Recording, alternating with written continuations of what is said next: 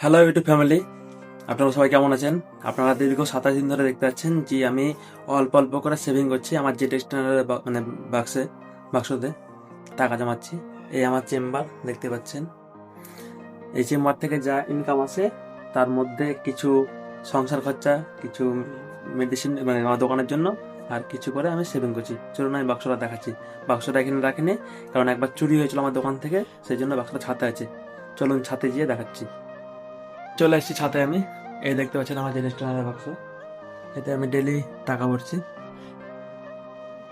এই ভরে দিলাম, এবং এই দেখতে পাচ্ছেন ডেলি এই মার্কারে মার করছি।